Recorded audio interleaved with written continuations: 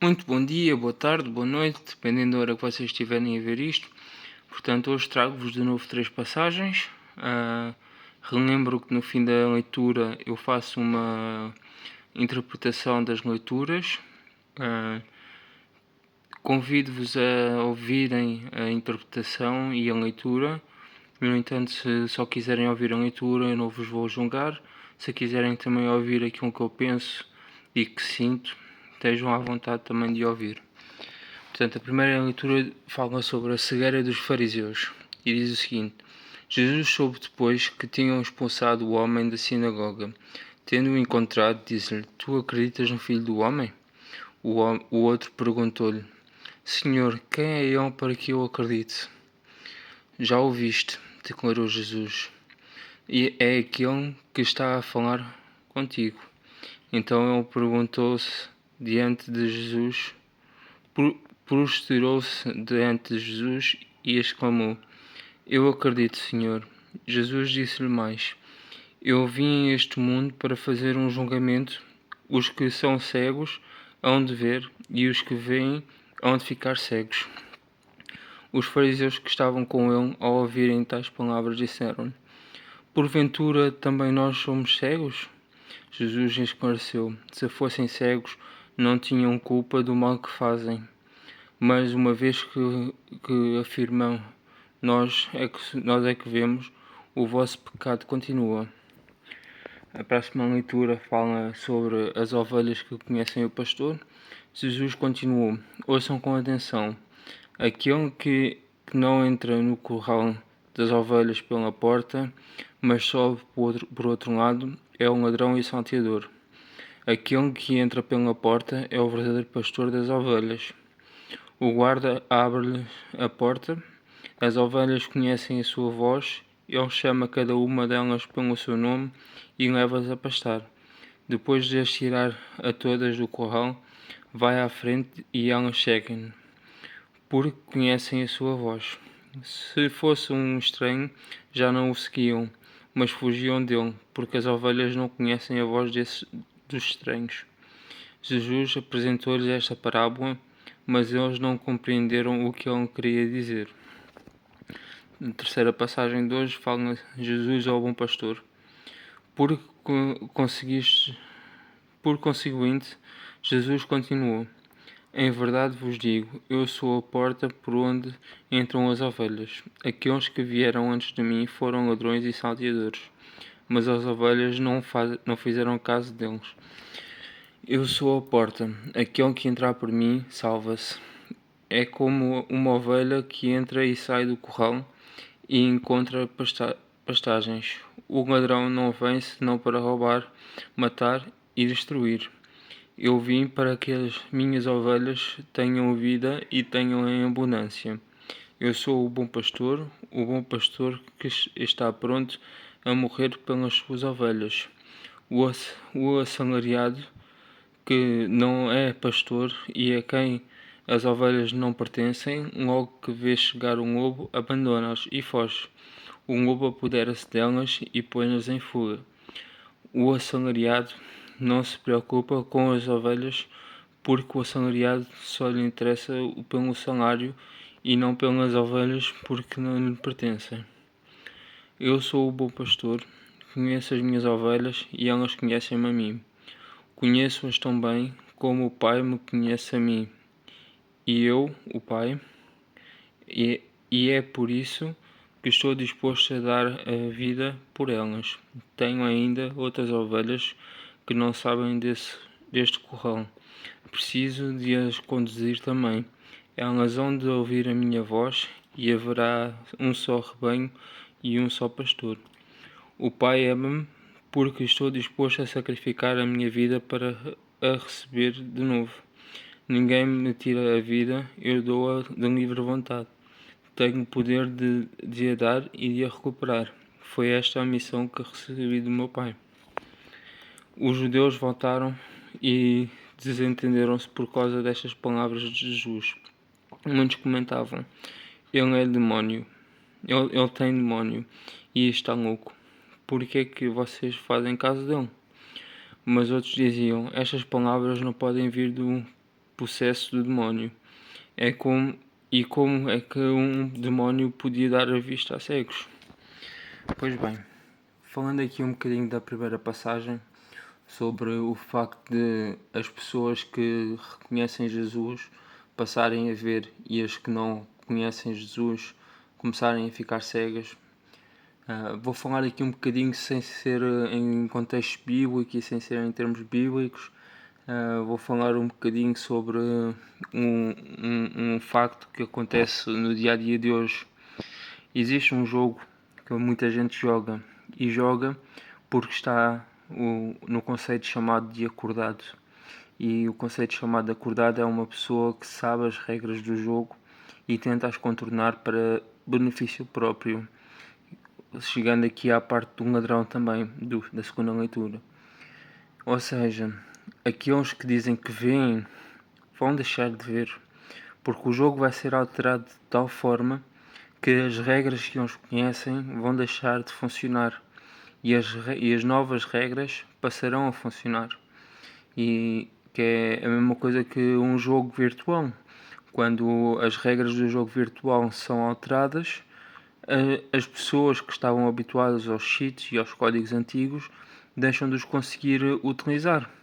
E as pessoas que descobrem e que lhes é dito as novas regras e os novos cheats, eles passam a conseguir aproveitar-se de coisas que aqueles que não sabem não conseguem aproveitar-se. É quase como um inverter da balança. A balança está demasiado pesada de um lado, então vamos mudar aqui umas coisas para equilibrar as balanças sem que ninguém seja afetado de forma a prejudicar. Aqui na segunda passagem fala sobre um ladrão e salteador. Quem é um ladrão e o salteador? E qual é que é a porta, qual é que é a entrada do outro lado por onde eles entram? É muito bem esta questão do que eu falei aqui um bocadinho da primeira parte do jogo. Ou seja, existe um jogo, imaginando que existem aqui duas paredes, aqui outra parede e aqui uma porta. Quem entra por esta porta são aqueles que veem esta porta. No entanto, aqueles que são cegos, para eles a porta é uma destas três paredes que estão à volta. Então ele vai tentar entrar por essa porta, por essa parede. E, no entanto, ao fazer isso, sendo aquilo uma parede, é quase como se quisesse roubar à pessoa que tem direito de ver e aceder à porta daqui de baixo. E é um pouco isso que é completado aqui na segunda passagem, é que as pessoas que usam as portas antigas e as maneiras de viver antigas continuam a querer jogar um jogo ao qual já não pertencem, ao qual já viram demais, já usaram demais, já abusaram do seu conhecimento e chega à altura de dizer não, vocês não têm mais direito ao pão. Porque se tivessem direito ao pão, saberiam que a porta está cá em baixo e não numa destas outras três paredes. E daí haver então aqueles que veem e que deixam de ver, e aqueles que não veem e que passam a ver porque lhes é confiado as novas leis de jogar.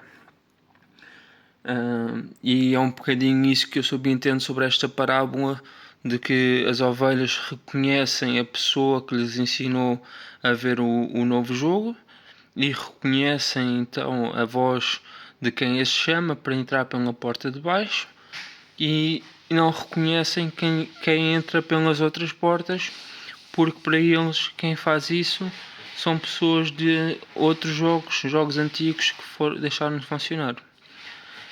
Na última passagem em que Jesus conta que é o bom pastor, ele anuncia-se como a pessoa que mudou o jogo original, que fez com que houvessem novos pescadores de homens, pescadores que se tornaram também pastores com ele e que ajudam a guiar o rebanho, que é entrando aqui nesta parte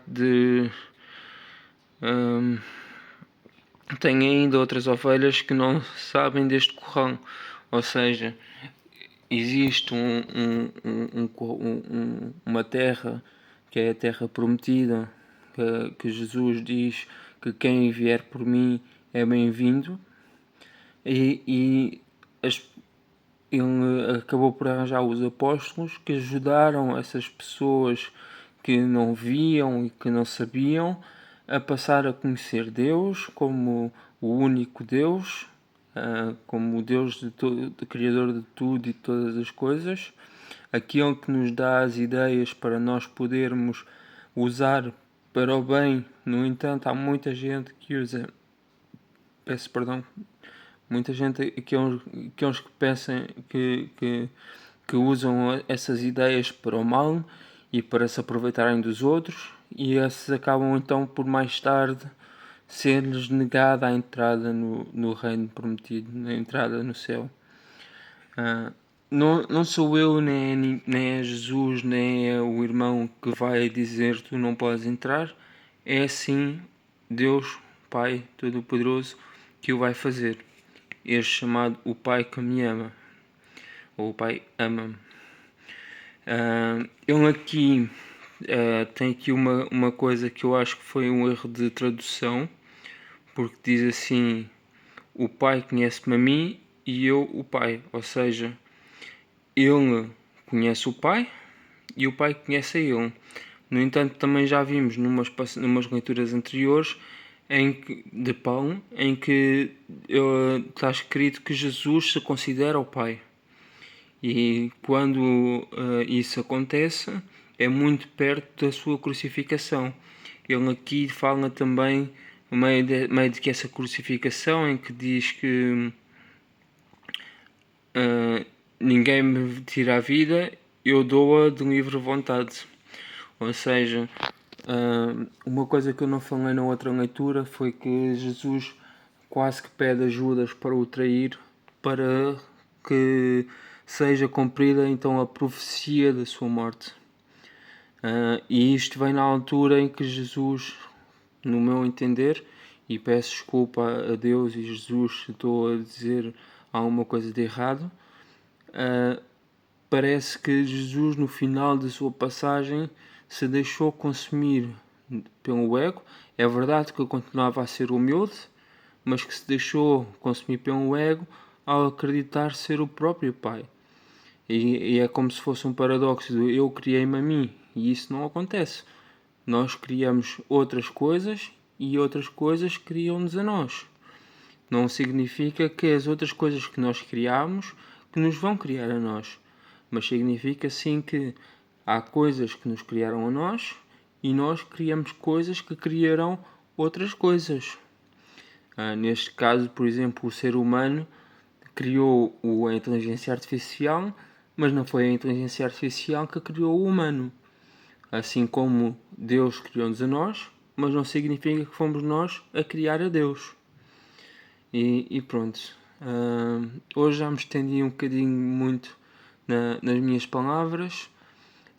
Peço que, se assistiram até aqui, que não me julguem como um louca, ou como blasfema, ou como herege, porque eu acredito muito em Deus e acredito de tal forma que não consigo colocar ninguém no seu papel.